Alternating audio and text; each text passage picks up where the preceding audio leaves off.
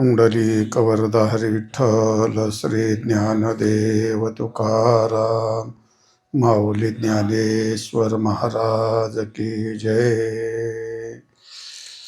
जे खळांची व्यंकटी सांडो तया सत्कर्मी रती वाढो, भूता परस्परे पडो मैत्र जीवांचे. तर आज आपल्या चिंतनाकरता पसायदानातील ही दुसरी ओवी आहे, बरोबर आहे ना. दुसरी ओवी आहे. तर ते जे खळाची व्यंकटी सांडून त्या सत्कर्मीरीती वाढो, भूता परस्परे पडो मैत्री जीवांचे. याच्यामध्ये किती मुद्दे आहेत? 3 मुद्दे आहेत. खळाची व्यंकटी सांडो हा पहिला मुद्दा, त्यांची त्या खळांची सत्कर्माविषयी रती वाढो हा दुसरा मुद्दा, आणि तिसरा मुद्दा म्हणजे प्रत्येक प्राणी मात्राचा परस्पराशी मैत्रभाव निर्माण हो.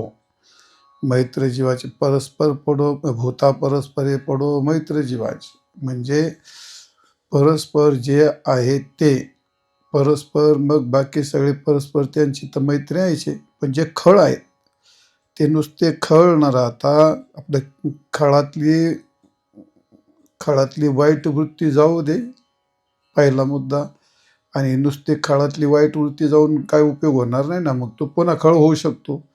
तर त्याचे काय करायचे, त्याचे सत्कर्मात त्याला आवड निर्माण झाली पाहिजे. मग एवढं भागणार आहे का? नाही. त्या खळातली दुर्जनातलं दुर्जनत्व गेलं पाहिजे. आणि तेवढं थांबत नाही, त्यांनी सत्कर्मामध्ये त्याची रतीनाम त्याची सत्कर्मात आवड झाली पाहिजे. आणि सत्कर्मात आवड होऊ नये तसा एकलकोंडा न राहता ते खळ परस्पर प्रत्येक जीवाशी मित्रभावाने राहिले पाहिजे. बहुवचन घ्या खळाचं. मग काय केलं, खळातला वक्रपणा गेला पाहिजे, सत्कर्मात रती वाढली पाहिजे. आणि एवढं होऊन तिसऱ्या मुद्द्यामध्ये ते प्रत्येक भूतमात्राशी मित्रभावाने राहिले पाहिजे, असा या ओवीतला भाव आहे. 3 मुद्दे आहेत. तर या ठिकाणी पहिली गोष्ट, खळ म्हणजे काय हे लक्षात घ्यायचं. आणि खळाच्या लक्षणात जे बसते मग त्याला खळ म्हणतात. खळाचं लक्षण काय असतं? खळ कोण असतो? मनुष्यच असतो ना. मग खलत्व माणसातही असतं, पशुतही असतं, झाडातही असतं, देवातही असतं. ऋषीमुनी ज्यावेळी लक्षणात जर बसले तर ऋषीमुनी पण येतील का नाही, भगवान पण येईल का नाही. कारण का, खळाचं लक्षण. खळ म्हणजे काय, दुसऱ्याला ठार करतो, कोणाचा खून असं करतो ना, वाकडं आहे ते. भगवंतांनी काही काही मारलीत काय म्हणते, भगवंतांनी सुद्धा अनेक मारलीत ना. मग खळाच्या लक्षणात तर भगवानही जाईल. मग म्हणजे खळाच्या लक्षणात बरेच जे काही शाप देतात, काही कोणाला त्रास देतात, मग काही त्यात ऋषी पण येतील, काही मुनी पण येतील, काही देव पण येतील, इंद्रादिक. आणि त्याच्यामध्ये पुन्हा भगवंताचा सुद्धा नंबर लागेल. आणि सर्वसाधारण सामान्य माणसं पण हे सगळे खळच होतील ना. मग यातला बदल काय नेम? प्रथम खळ म्हणजे काय, आणि या खळाच्या लक्षणात जरी ते काही बसत असले, त्यांच्या ठिकाणी काही गुण असले, तरी त्यांना खळ म्हणता येणार नाही. या प्रथम असं आपल्याला थोडंसं चिंतन करायचं. तर प्रथम खळ कशाला म्हणतात? तर खळाची गोष्ट वेदप्रेम ज्याला आपण असं म्हणतो. खळ हा प्रथम म्हणजे थोडक्यात उत्तम, मध्यम आणि अधम, खळ 3 प्रकारचे पण असू शकतात. त्याचं फारसं बारीक नाही ते हे करायचं. पण खळाचं लक्षण म्हणजे काय? अकरुणत्वम, अकारण विग्रहा, परधन अपहृती, परयोषिता, स्वजन बंधू जनश्व असहिष्णुता, प्रकृतिसिद्धमिदम ही दुरात्मनाम, याला म्हणतात खळ. तो या खळाच्या ठिकाणी किती लक्षणं सांगितलेली आहेत? ते 5 लक्षणं सांगितलेली आहेत. 5 लक्षणं कोणती आहेत? पहिली गोष्ट अकरुणत्वम आणि अकारण विग्रहा. अकरुणत्वम याचा अर्थ काय? निष्कारण भांडण करणं. काही कारण नसताना भांडण करायला काय लागत नाही, बरोबर आहे का नाही. आणि त्या आता 8 दिवसापूर्वी त्या रेल्वेमध्ये काय नाही, फक्त जागा बसायची, जागेवरून लगेच त्यांनी चाकू काढला आणि भोगसून मारून टाकला, किरकोळ याच्यावरून ती. म्हणजे निष्कारण. अकरुणत्व म्हणजे ज्याच्या हृदयामध्ये येत किंचित करून भाव नाही, त्याचा हा त्या खळातला काय हा वाकडेपणा आहे. माणूस वाकडा नसतो. त्यातली व्यंकटिती अकरुणत्वम अकारण विग्रह, काहीच कारण नसताना भांडण करणे, की झाले दोन. आणि परधन अपहृती म्हणजे याचा अर्थ दुसऱ्याचं धन चोरणे, दुसऱ्याचं धन हडप करणे. आणि धन शब्दाचा अर्थ काय असं ते भूधन, गोधन, गजधन, द्रव्यधन, श्रीधन हे काय असते ते धनच असतात. याला म्हणतात परधन अपहृती. आणि परयोषित त्याचप्रमाणे परश्री म्हणजे जसं धन चोरल्या जातं तशी बाई चोरल्या जाते, जबाई पळून नेल्या जाते. याचा अर्थ काय होतो हे त्याला परश्री गमन असं म्हणतात. मग हे झाले तीन. अकरुणत्वम अकारण विग्रह आणि परधन अपहृती आणि चौथं परश्री परयोषित. योषित याचा अर्थ काय असतो तो श्री. परयोषित हा तीन. आणि चौथं काय स्वजन बंधू जनेषु असहिष्णुता म्हणजे आपले कोण आहेत, माणसाला आपलं कळालं पाहिजे. मग आपलंपणा कुठं असतो तो जसं कुटुंबातलं आपलेपण असतं. आता आश्रम असतो, गुरु महाराजांचे शिष्य असतात, त्यांच्यात पण आपलंपण असतं. मग तो आपला आहे असं आपण म्हणतो कोणी ते आपले आहेत. गावातला म्हणून आपले आहेत. तसं धर्मामध्ये असतं, संप्रदायामध्ये असतं. आमचा वारकरी म्हणतात, आमचा वारकरी आहे, आमचा हिंदू आहे, आमचा महाराष्ट्रीयन आहे, आमचा भारतीय आहे. विदेशात गेल्यानंतर एखादा भारतातला माणूस भेटला का तो आमच्या देशाचा माणूस आहे, बरोबर आहे का. आणि आता तिकडे काशीकडे भेटला का हा आमच्या महाराष्ट्राचा माणूस आहे. तिकडे एखाद्या गावात भेटला हा आमच्या गावचा माणूस आहे. आणि गावात भेटला कोणी तो हा आमच्या घरचा माणूस आहे. किंवा आश्रमात म्हणजे हे आमच्या आश्रमाचा माणूस आहे. याला काय म्हणतात हे आपलेपण. त्याचं आपलेपण कुठंतरी असतं. आणि असं आत्मत्व असून सुद्धा त्याच्याबद्दल अत्यंत असहिष्णुता म्हणजे असहनशीलता, त्याची कोणत्याही प्रकारची दखल. जिथं आत्मत्व आपलेपण जोडलेलं आहे, ममत्व जोडलेलं आहे, अशा व्यक्तीविषयी कोणत्याही प्रकारची सहनशीलता न दाखवणे, असहिष्णुता. स्वजनाविषयी काय ते असहनशीलता. हा काय झाला त्याचा तो पाचवा गुण झाला ना. अकरुणत्वम अकारण विग्रह परधन अपहृती परयोषित आणि स्वजन जनिषु असहिष्णुता की झाले पाच. आणि प्रकृती सिद्धम म्हणजेच पाच. प्रकृती सिद्धम इदम हि द्वरात्मनाम. मग आता हे गुण कसे असतात हे. मग बऱ्याच वेळा माणसाला राग येतो की नाही. आपण पण कधी कधी निर्दयी होतो का नाही. मग आता आई सुद्धा त्याच्या मुलाला मारते, तेवढं निर्दय तो येतो त्या ठिकाणी आहे का नाही. काय आपण पण भांडण करतो की नाही. पण आपण भांडण करतो ते काही कारण असतं आणि तो करतो ते काय आहे अकारण. आणि अकरुणत्व काय असतं तो खळ त्याला म्हणतात. त्याच्या हे गुण प्रकृतीसिद्ध असतात आणि इतर माणसाच्या ठिकाणी ते आगंतुक कारणानिमित्ताने आलेले असतात. आणि म्हणून असा जो खळ असतो त्याच्यात हे गुण काय असते ते ज्या व्यक्तीमध्ये हे प्रकृतीसिद्ध गुण असतात त्या व्यक्तीला काय म्हणतात ते खळ असं म्हणतात. तुकाराम महाराज म्हणतात खळ म्हणजे कशाला म्हणतात. महाराजांनी लक्षण केले. देखोनी हरकली अंड पुत्र झाला म्हणे रांड तो झाला चहाड तो झाला भांड चहाड चोरटा शिंदळ हा जाय तिकडे पिढी लोका जोडी भांडवल थुंका. तुकाराम महाराजांनी तो अभंग फार उत्तम वर्णन केलं आहे त्या ठिकाणी. वर का नाही घातला म्हणजे याचा अर्थ म्हणजे महाराजांनी असं म्हणजे जो भांड आहे, चहाड आहे, चोरटा आहे, शिंदळीचा आहे, परपीड देणारा आहे, याला काय म्हणतात खळ. खळांची व्यंकटी. मग आता माणसात एक दुर्गुण आहेत ना. मग ज्ञानेश्वर महाराज म्हणतात तो खळाला नाही मारायचं. भगवान खळालाच मारून टाकतात आणि आपण खळालाच मारून टाकतो. संत म्हणतात खळाला मारायचं नाही. मग काय खळातले खलत्व काढून टाकायचं, खळातले दुर्गुण काढून टाकायचे. तुका म्हणे खळ आणि संता पिढी ते चांडाळ. हे खळच एक लक्षण आहे. जे दुसऱ्याला त्रास देतात, विनाकारण त्रास देतात, संताला सज्जनाला त्रास देतात, त्याला काय म्हणतात खळच म्हणतात. हे खळाचं काय एक प्रकारचं एक लक्षणच आहे.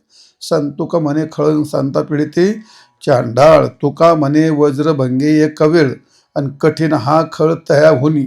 म्हणजे याचा अर्थ त्याच्यातले जे दुर्गुण आहेत ते दुर्गुण काही सोडायला तयार नसतो. विषय भरला नांगी तैसा दुर्जन सर्वांगी. वज्रलेप त्याच्या ठिकाणी असं जसं त्या विंचामध्ये नांगीत विष असतं, पण ह्या दुर्जनच्या पूर्ण अंगामध्ये विष असतं. विषय भरला नांगीन तैसा दुर्जन सर्वांगी. म्हणजे जो दुर्जन असतो, खळ असतो, नखापासून शेंडीपर्यंत त्याचं पूर्ण विषयाने अंग भरलेलं असतं, असा दुर्जन असतो. खलसर्ष मात्रांनी परछिद्रांनी पश्यती, आत्मनो बेलो मात्रांनी पश्यन्नैव पश्यती. जो दुर्जन मनुष्य असतो तो शोधून शोधून शोधून दुसऱ्याची मोहरीसारखा दोष असला तर तो बेला एवढा पाहतो, परंतु स्वतःचा मात्र बेला एवढा दोष असला तर ते मोहरीवर एवढा सुद्धा त्याला वाटत नाही. म्हणजे थोडक्यात परदोषाचं निरीक्षण करून परदोषावरती बोट ठेवणारा तर पण खल असं म्हणतात. आणि म्हणून अजून दुसरं एक लक्षण केलंय सुभाषित. मनस्य काय म्हटलं ते, मनस्य मनस्य अन्यत वचस्य अन्यत आणि कर्मण्यान्यत बरात्मना. मनस्य एकम वचस्य एकम आणि कर्मण्य एकम महात्मना. म्हणजे मनातली जी गोष्ट आहे तीच वाणी ती एक. आणि म्हणजे थोडक्यात जे मनात आहे तेच बोलतो, जे बोलतो तेच करतो त्याला सज्जन म्हणतात. आणि एक मनात वेगळी गोष्ट ठेवतो आणि चोंबड्यापणासारखा माणसाच्या तोंडवर फार लुडबुड करून वेगळा चांगला गोड बोलतो, आणि करायच्या वेळी मात्र काय करतो, तिसरंच करतो, त्याला काय म्हणतात, खळ म्हणतात. हे पण खळाचं लक्षण केलं. म्हणजे या असतं थोडक्यात विचार, बोलणं आणि करणं याच्यामध्ये अत्यंत विसंगती असते, त्याला खळ असं म्हणतात. आणि विचार म्हणजे मनातला संकल्प, तसंच बोलणं आणि तसंच करणं, त्याला सज्जन असं म्हणतात. असो तो भाग. तुकाराम महाराजांनी असं म्हणलं, वेदा निंदितो चांडाळ. है का नाही. भ्रष्ट सुतकी खळ, भ्रष्ट सुतकी खळ, वेदा निंदितो चांडाळ. वेदन जो मानत नसतो, वेद श्रुती ग्रंथ नाही ज्या प्रमाण, आणि श्रेष्ठाचे वचन न मानी जो, त्याला सुद्धा काय म्हणतात, खळ. जे श्रेष्ठाला मानित नाहीत, श्रेष्ठांचा आदर करीत नाहीत, श्रुतीचा आदर करत नाहीत, शास्त्राचा आदर करत नाहीत, संतांचा आदर करत नाहीत, देवधर्माला त्यांच्याकडे स्थान नसतं, श्रद्धा नसती, अशी जी माणसं असतात त्याला काय म्हणतात, ते खळ म्हणतात.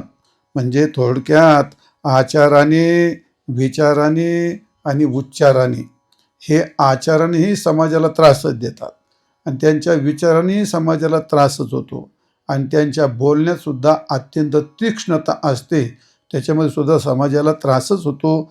असे खल असतात. खलक करतो दुरुत्तम असं आहे.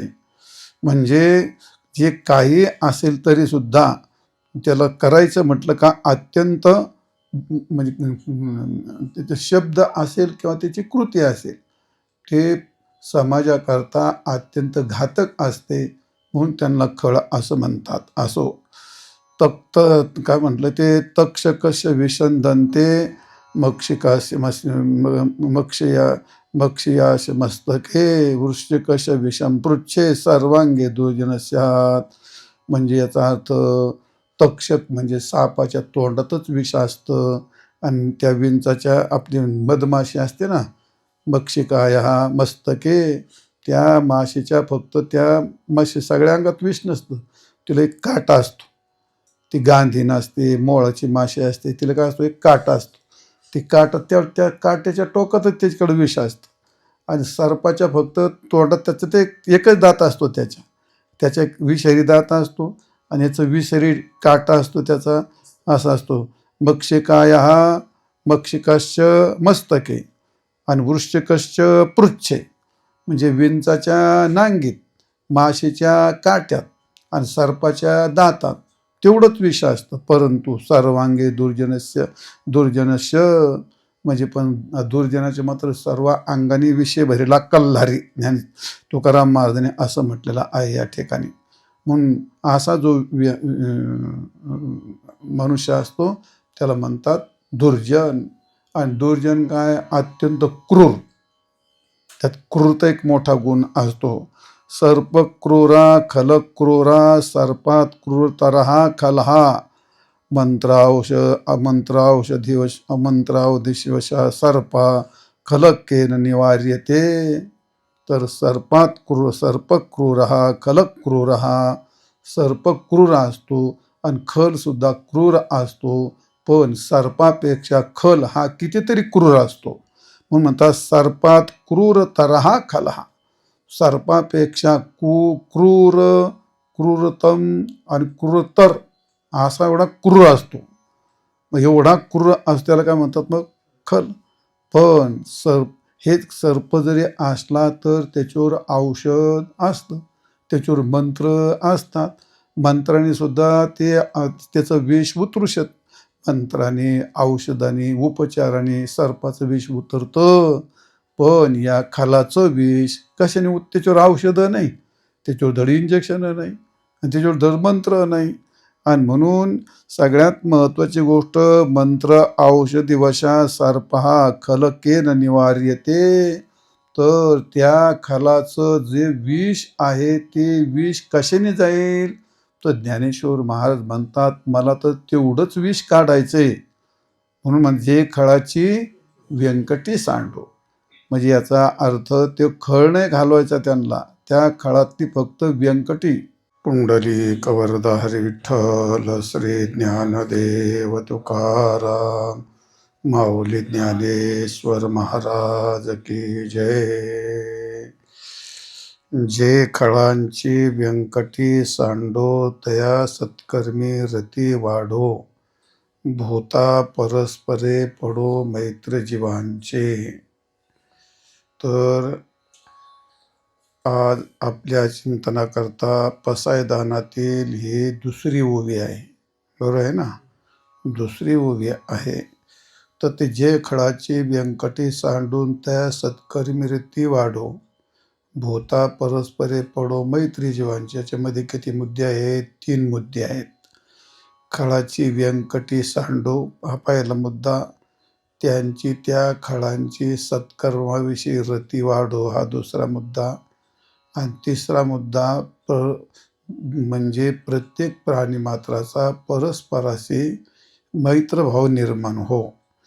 मैत्र जीवाची परस्पर पडो, भूता परस्परे पडो मैत्र जीवाची, म्हणजे परस्पर जे आहे ते परस्पर, मग बाकी सगळे परस्पर त्यांची तर मैत्री यायचे. पण जे खळ आहेत ते नुसते खळ न राहता आपल्या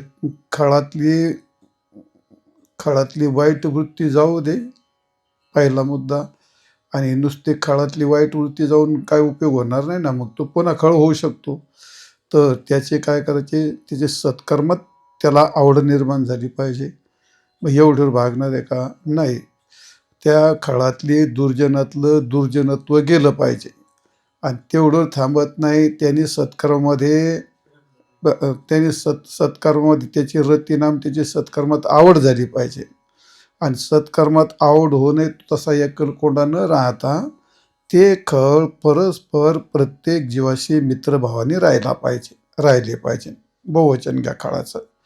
मग काय केलं, खळातला वक्रपणा गेला पाहिजे, सत्कर्मात रती वाढली पाहिजे. आणि एवढं होऊन तिसऱ्या मुद्द्यामध्ये ते प्रत्येक भूतमात्राशी मित्रभावाने राहिले पाहिजे, असा या ओवीतला भाव आहे. 3 मुद्दे आहेत. तर या ठिकाणी पहिली गोष्ट खळ म्हणजे काय हे लक्षात घ्यायचं. आणि खळाच्या लक्षणात जे बसतील मग त्याला खळ म्हणतात. खळाचं लक्षण काय असतं? खळ कोण असतो? मनुष्यच असतो ना. मग खलत्व माणसातही असतं, पशुतही असतं, झाडातही असतं, देवातही असतं. ऋषीमुनी ज्यावेळी लक्षणात जर बसले तर ऋषीमुनी पण येतील का नाही, भगवान पण येईल का नाही. कारण का, खळाचं लक्षण. खळ म्हणजे काय, दुसऱ्याला ठार करतो, कोणाचा खून असं करतो, वाकडं आहे ते. भगवंतांनी काही मारलीत काय म्हणते, भगवंतांनी सुद्धा अनेक मारलीत ना. मग खळाच्या लक्षणात तर भगवानही जाईल. मग म्हणजे खळाच्या लक्षणात बरेच जे काही शाप देतात, काही कोणाला त्रास देतात, मग काही त्यात ऋषी पण येतील, काही मुनी पण येतील, काही देव पण येतील, इंद्रादिक. आणि त्याच्यामध्ये पुन्हा भगवंताचा सुद्धा नंबर लागेल आणि सर्वसाधारण सामान्य माणसं पण हे सगळे खळच होतील ना.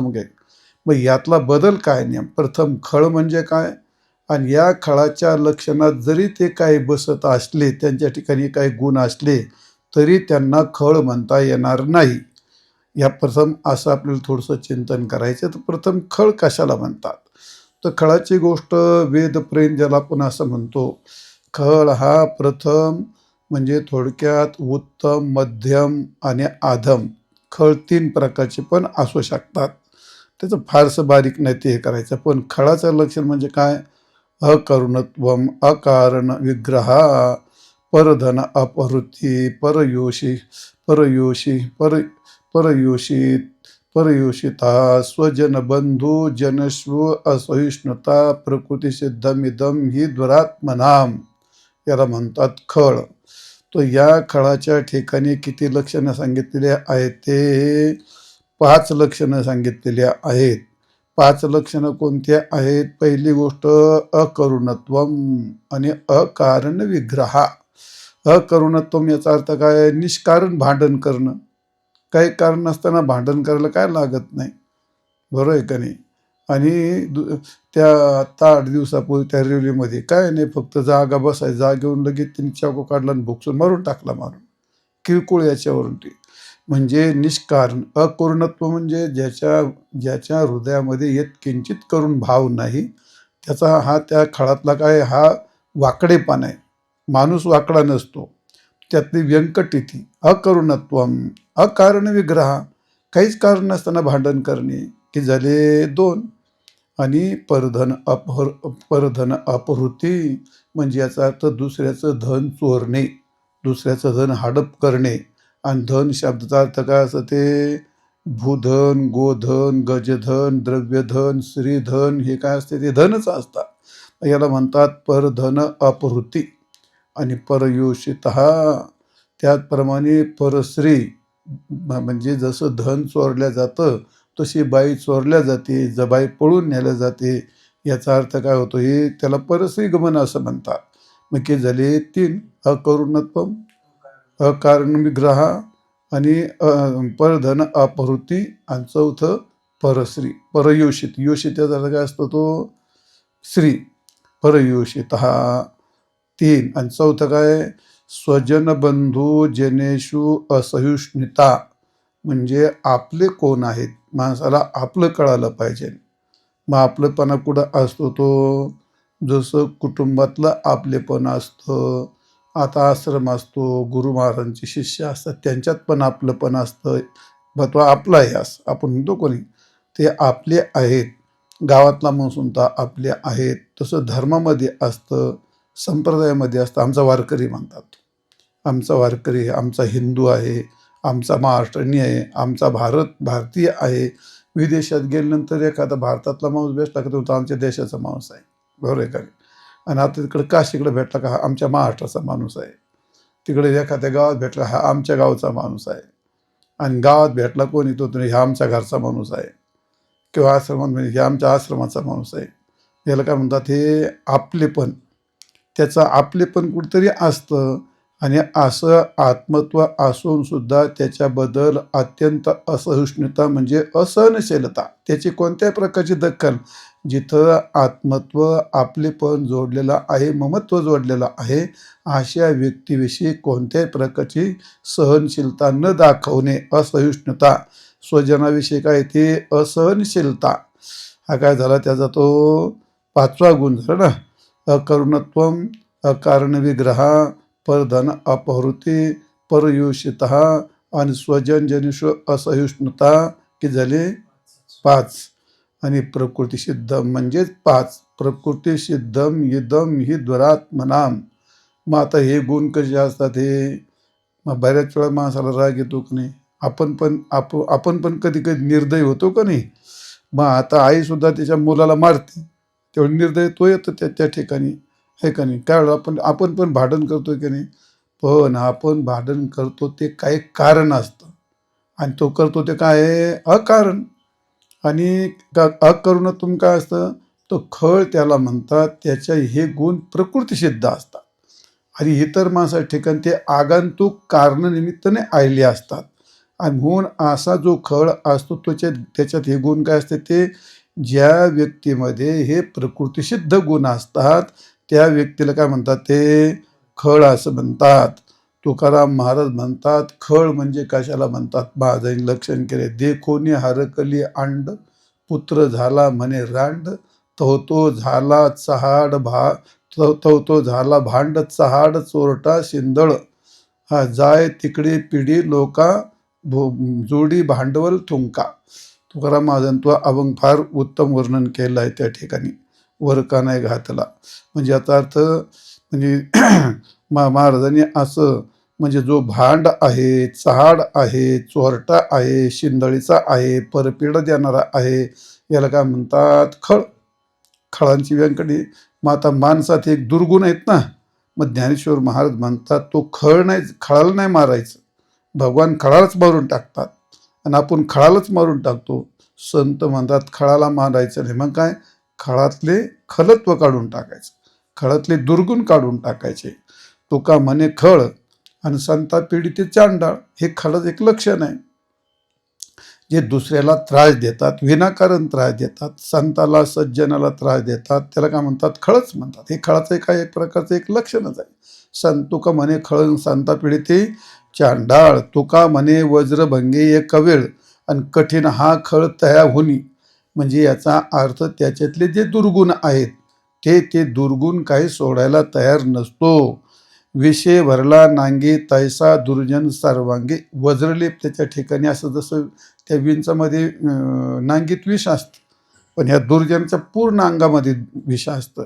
विषय भरला नांगीन तैसा दुर्जन सर्वांगी, म्हणजे जो दुर्जन असतो, खळ असतो, नखापासून शेंडीपर्यंत त्याचं पूर्ण विषयाने अंग भरलेलं असतं, असा दुर्जन असतो.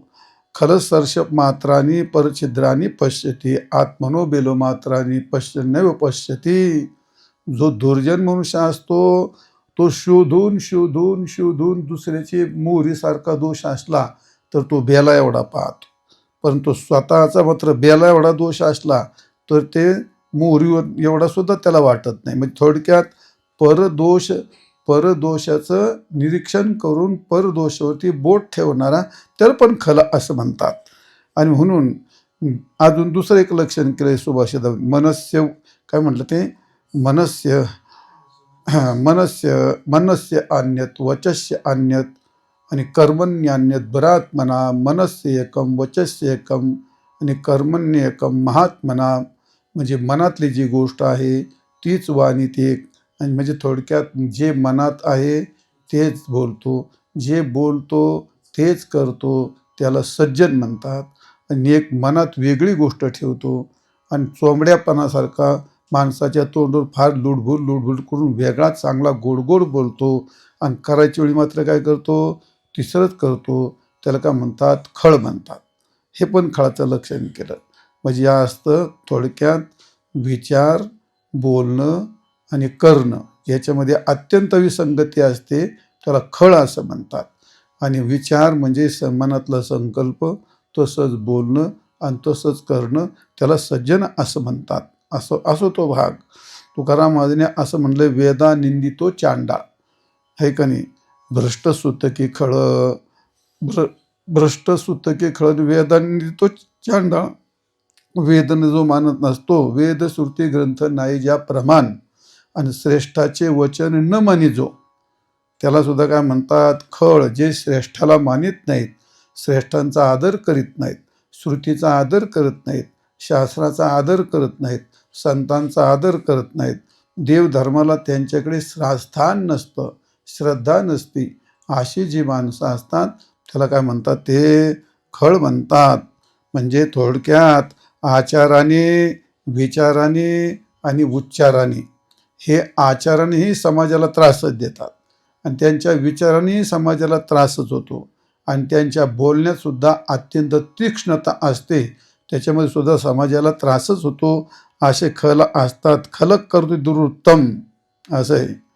म्हणजे जे काही असेल तरी सुद्धा त्याला करायचं म्हटलं का अत्यंत म्हणजे त्याचे शब्द असेल किंवा त्याची कृती असेल ते समाजाकरता अत्यंत घातक असते, म्हणून त्यांना खळ असं म्हणतात. असो, तक्त काय म्हटलं ते तक्षकश विषंदन्ते मक्षिकाश मक्षया मक्षयाश मस्तके वृश्चिकश विषम पृच्छे सर्वांगे दुर्जन स्यात्. म्हणजे याचा अर्थ तक्षक म्हणजे सापाच्या तोंडातच विष असतं, आणि त्या विंचाच्या आपली मधमाशी असते ना, मक्षिकाया मस्तके, त्या माशीच्या फक्त त्या माशी सगळ्या अंगात विष नसतं, तिला एक काटा असतो. ती गांधी नसते, मोळाची माशी असते, तिला काय असतो, एक काटा असतो. ती काटा त्या काट्याच्या टोकातच त्याच्याकडे विष असतं. आणि सर्पाच्या फक्त तोंडात त्याचं ते एकच दात असतो, त्याच्या एक विषारी दात असतो, आणि याचं विषारी काटा असतो त्याचा, असा असतो. मक्षिकाया मक्षिकाश्च मस्तके आणि वृश्चिकश्च पृच्छे, म्हणजे विंचाच्या नांगीत, माशीच्या काट्यात आणि सर्पाच्या दातात तेवढंच विष असतं. परंतु सर्वांगे दुर्जनस्य म्हणजे पण दुर्जनाचे मात्र सर्व अंगाने विषय भरेला कल्हारी, ज्ञानी तुकाराम महाराजांनी असं म्हटलेलं आहे या ठिकाणी. म्हणून असा जो मनुष्य असतो त्याला म्हणतात दुर्जन. आणि दुर्जन काय, अत्यंत क्रूर, त्यात क्रूरता एक मोठा गुण असतो. सर्प क्रूरा खल क्रूरा सर्पात क्रूरतरहा खलहा मंत्रावश अमंत्रावशधिवश अमंत्रावधिवशा सर्पा खलकेन निवार्यते. तर सर्प क्रूर हा खल क्रूर हा, सर्प क्रूर असतो आणि खल सुद्धा क्रूर असतो, पण सर्पापेक्षा खल हा कितीतरी क्रूर असतो. म्हणून म्हणतात सर्पात क्रूर तरहा खलहा, सर्पापेक्षा क्रूरतम आणि क्रूरतर असा एवढा क्रूर असतो. मग एवढा क्रूर असतो त्याला काय म्हणतात मग, खल. पण हेच सर्प जरी असला तर त्याच्यावर औषध असतं, त्याच्यावर मंत्र असतात. मंत्राने सुद्धा त्याचं विष उतरू शकत, मंत्राने औषधाने उपचाराने सर्पाचं विष उतरतं.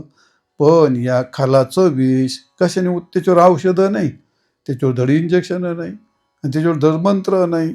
आणि म्हणून सगळ्यात महत्त्वाची गोष्ट, मंत्र औषधी वशा सर्पहा खलकेन निवार्यते. तर त्या खलाचं जे विष आहे ते विष कशाने जाईल, तर ज्ञानेश्वर महाराज म्हणतात मला तर तेवढंच विष काढायचंय, म्हणून म्हणजे खळाची व्यंकटी सांडो. म्हणजे याचा अर्थ ते खळ नाही घालवायचा त्यांना, त्या खळातली फक्त व्यंकटी. काय हो तुझ्या मानाला रे दुःख ती एक मिनिटाला सगळा विक्षेप करून टाकतो. मिनिटाला तू असं झटके देतो, म्हणजे असं काय दुःख आहे तुझी मानस. पाठात बसला ना तू, काय पटण खेळतो काय तू कुठं, काय येड्यासारखं करतो उगाच. जाऊ द्या, काय सांगत होतो तो.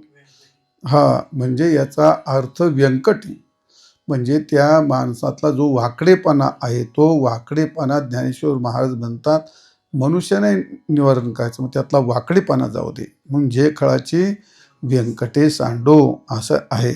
तर अशी व्यंकटी थोडक्यामध्ये तात्पर्य काय, खळ हा वेद आणि संतांना त्रास देणारा, ग्रसन करणारा हा एक प्रकारचा काय आहे, राहूच आहे.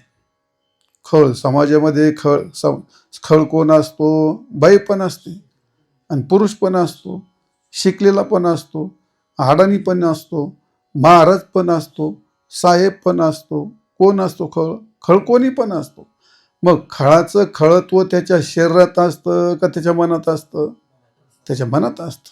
खलत्व त्याची दुर्वृत्ती ही काय त्याच्या मनामध्ये असते. जसा सर्प डूक धरतो तसा जो मनुष्य त्या व्यक्तीबद्दलचा डूक धरतो, मग ते खलत्वच असतं, ते डूक धरत असतो.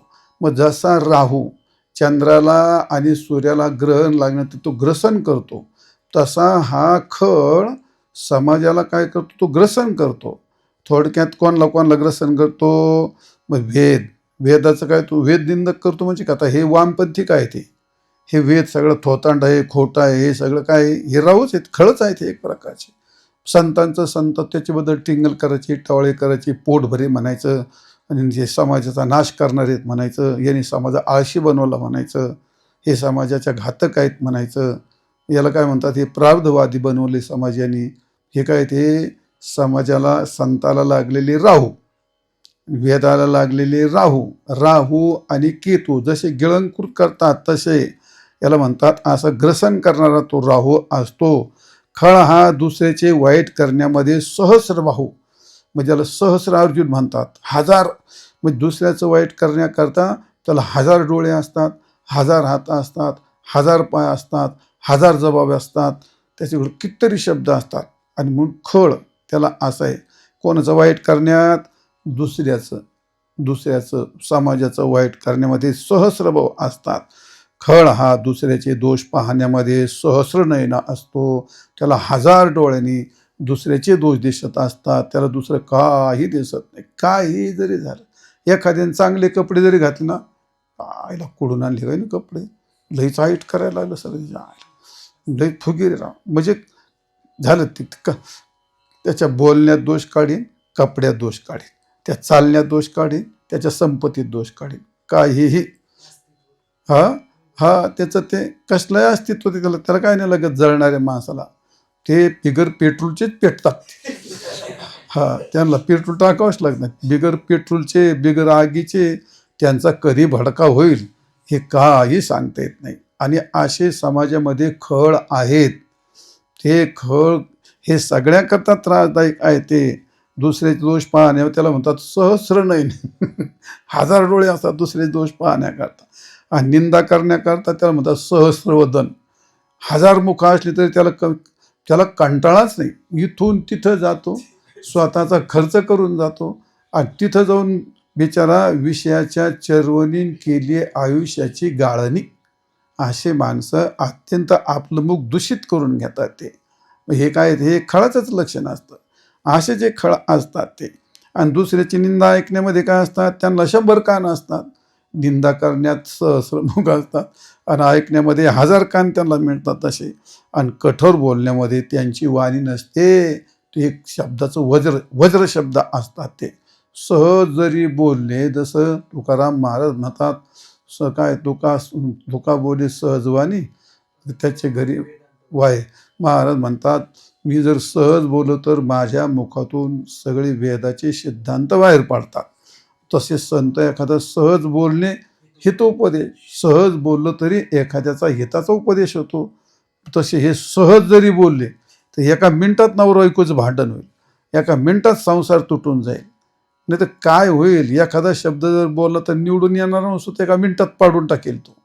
कारण त्याचं वज्र वाणी, म्हणजे वाणीच नाही, ते वज्रच असतं, शब्द कठोर शब्द असतात त्याच्या, असा आहे. म्हणजे ताप देण्यात तो काय एक प्रकारचा, समाजाला ताक देण्यामध्ये तो अग्नीच आहे. त्याला काय म्हणतात, ते वडवाना नावाचा अग्नी असतो. आणि या ठिकाणी आणि काय त्याच्या श्रीमंत असतो तो. मग काय असतं, ते जमिनीने श्रीमंत, काही धनाने श्रीमंत, काही गोधनाने श्रीमंत. हा पण कुबेराला सुद्धा मागं टाकतो, इतका श्रीमंत असतो. पण कशाने, पापाने श्रीमंत असतो, दुर्गुणाने श्रीमंत असतो. त्याची पापाची संपत्ती कुबेराला सुद्धा मागं टाकते ते. आणि म्हणून तो दानात इतका म्हणजे बळीराजा असतो ना, तो कशा दानशूरता म्हणून बळी होता ना, तो बळीराजाला पण मागं टाकतो. कशाला, पाप दान करण्याकरता. कोणला किती पाप प्रदान करेल याचा काय भरोसा. पाप म्हणजे दुःख देण्यामध्ये तो असा आहे. उत्पात घडवण्यामध्ये तो एक धूमकेतूच असतो. तुम्हाला नाही माहिती, आकाशात एक धूमकेतू असतो. धूमकेतू आला का सगळ्या जगाला त्रास देतो. तसा हा आहे खळ. ज्या बाजूला एखाद्या गावात जन्माला आला का त्याला काय म्हणतात, तो धूमकेतू. असा धूमकेतू आहे जगाच्या नाशाला. म्हणजे त्याला काय म्हणतो, जशी माशी असते अन्नात गेली का नाशत, पाल वकली का माणसं मेलेच पाहिजे. हा असं माशी, पाल किंवा पतंग. पूर्वीच्या काळात तुम्हाला माहीत, पतंग काय करायचो, ते असे माणसं जेवायला बसायचे, मध्ये एक दिवा असायचा, एवढी एवढी चिमणी राहायची, आणि ते कुणीकडून यायचं काय पत्ताच नाही होते. बरं आलं ते ती माणसाला चाच पडून असे खेडेगावात राहायचे कुटुंबातले 7-8-10 माणसं असे जेवायला बसायचे, मध्ये एक चिमणी ठेवायची आपले, ते असे गप्पा वगैरे चालते, कोणी आलं का फडफड करत टाकला दिवा मारून झाले सगळं, आणि त्या जेवणात सगळा खेळच व्हायचा तो असा. परत त्याला धरूस तर मालवली मी ती जेव्हा आलं फडफड ते पण जळायचं आणि माणसाच्या जेवणात सगळा नाश करून टाकायचा. म्हणजे असा विनाश करण्यात तो पतंग म्हणा किंवा त्या जेवणात जाऊन मासे जसं माणसाला वकायतलं होते तसे ते मासे म्हणा किंवा पाल मासे पतंग या पद्धतीने समाजाला त्रास देणारा तो असा असतो. आणि म्हणून त्या काळामध्ये भगवान काय त्यांना शक्ती देतो, माणसापेक्षा त्याच्यात जसं चोरापेक्षा पोलिसापेक्षा चोरात चौपट बुद्धी असते, तसे सज्जन माणसापेक्षा त्या खळाकडं चौपट बुद्धी असते, चौपट शक्ती असते. त्याला थकवा येत नाही, त्याला कंटाळा येत नाही, अशी चौपट शक्ती येते. म्हणून तुकाराम म्हणले, चोर चोराते करावे उपदेशानं आपला अभ्यास असेल तो. असे चोर चोराला एवढा उपदेश करतो कारण त्यांच्याकडे शक्ती भरपूर असते. तो असो, चला किती सांगत बसतो तुम्हाला. मग आता ते ज्या कालामध्ये तुम्ही पळायला लागली, मग खळ जास्त पळून का तुम्ही पळताना जास्त, मग ती भिंती कुदणे, भिंती फोडणे, चोरी करणे, उडी मारणे, झाडावर चढणे, हे कशा करता? देव मिळवा म्हणून करतो का तो? वाईट करण्याकरताच करतो ना. मग त्याच्याकडे किती शक्ती असते. अरे ते पळता पळता पायाने उलटे दगड मारतात, ते पोलिसाला पण जवळ येऊ देत नाहीत, असे काही असतात ते. म्हणजे काय 25-25, 30-30 वर्ष पोलीस लटकतात पण सापडतच नाही ते, त्यांजवळ जायची ताकदच नसते. आपल्यापेक्षा उत्तर प्रदेशामध्ये फार आहेत हे गुंड लोक, तर असे त्यांच्याकडे चौपेट ताकद असते ते. आणि म्हणून हे खळाचे त्याला काय म्हणतात, खलत्व. एका गावामध्ये एक म्हातारा होता, सगळ्या गावात भांडणं लावायचं, कोणालाही भांडणंच लावायचं. आता लोक पार वैतागून गेले, नुसता घरी गेला आणि बसला तिथला चहा प्यायचा आणि तिथंच भांडणं लावायचे. पारवर बसला तरी भांडणं लावायची, कुठे बसला तर भांडणं लावायचे. सगळं गाव वैतागून गेलं. शेवटी लोकातही भांडण, घरातही भांडण, कोणालाही बी भयंकर. मी जेवढे खळाचं लक्ष तेवढे खळाचे लक्षण होते. मग आता काय करावं होतो. आता ते एकटंच होतं, राहत होतं मंदिरामध्ये. आता मंदिरात राहत होतं तर ते लोक म्हणले आईला कधी मरते कोणास ठाऊक होते, तर मेलं सर ते. आणि मेल्याच्या नंतर ते मेलं तर नीट नाही मेलं. ते काय केलं, भिंतीची कडाला मेलं आणि त्यांनी वर पाय केले, असे भिंतीच्या कोपऱ्यात असे वर पाय करून मेलं ते. लोकांनी पाहिलं, आयला म्हणलं मेलं. बोलले लोकांनी आनंद, खूप लोकांनी पेढे वाटले, मेलं म्हणलं आयला बरं झालं ते. आता मग ते काढलं बाहेर बांधायला, ते आता लाकडासारखं ताटलं ते. आता त्या ताटीवर घातलं ते असं वाकडं झालं ना ते. 3 दिवस होतं तसं, हाडकं त्याचे म्हातारपणाचे. मग त्याने काय करायचं, असं त्या ताटीवर झोपलं का ते पाय असे वर व्हायचे, आणि त्या पायाने 3 पाय खालचे दाबले का तिकून डोकं उचलते याच्या डोक्यात लागायचे.